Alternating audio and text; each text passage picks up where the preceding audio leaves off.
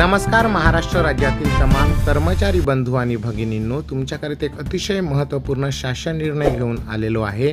राज्य शासकीय अधिकारी व कर्मचाऱ्यांचे मासिक वेतनाबाबत महत्त्वाचे शासन परिपत्रक आलेलं आहे। काय आहे सविस्तर जाणण्याकरिता व्हिडिओ पूर्ण बघा। चॅनलवर पहिल्यांदा आला असाल तर चॅनलला प्लीज सबस्क्राईब करून बेल बटन दाबायला विसरू नका, कारण अशा प्रकारचे नवनवीन कर्मचाऱ्यांच्या हिताचे शासन निर्णय आपण या चॅनलवरती घेऊन येत असतो। तर चला व्हिडिओला सुरुवात करूया।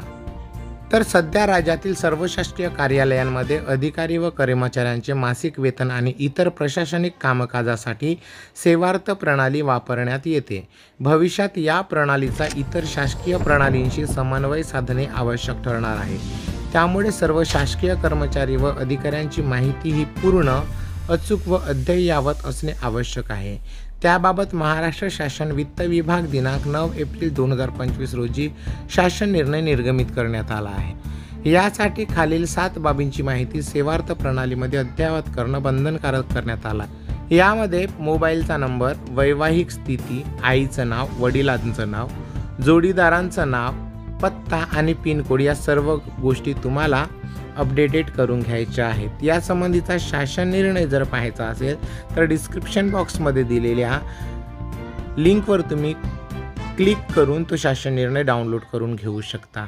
तर महत्त्वाचा हा शासन निर्णय काय सूचना आहेत यामध्ये की सेवार्थ प्रणालीमध्ये वरील सर्व बाबी नोंदवण्याची सुविधा उपलब्ध आहे। ही माहिती पूर्ण केल्याशिवाय नवीन कर्मचाऱ्यांची माहिती प्रणालीत भरता येणार नाही।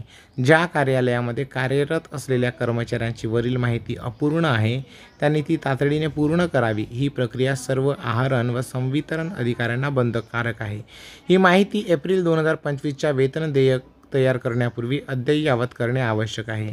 जर माहिती अद्ययावत केली गेली नाही तर त्या कार्यालयाचे एप्रिल 2025चे देय मे 2025चे वेतन देयक स्वीकारले जाणार नाही।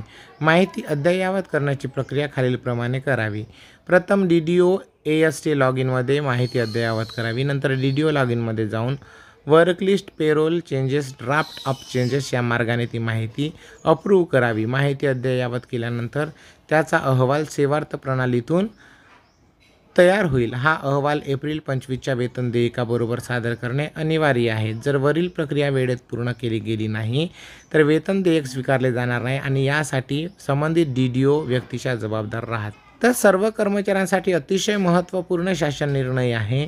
आता आपल्या चॅनलवरती अशाच प्रकारचे महत्त्वाचे शासन निर्णय सतत येत राहणार करिता चॅनल सबस्क्राईब करून ठेवा आणि एकमेकांना नक्की शेअर करा। परत भेटूया अशाच एका सुंदर व्हिडिओसोबत। तोपर्यंत जय हिंद, वंदे मातरम, जय महाराष्ट्र।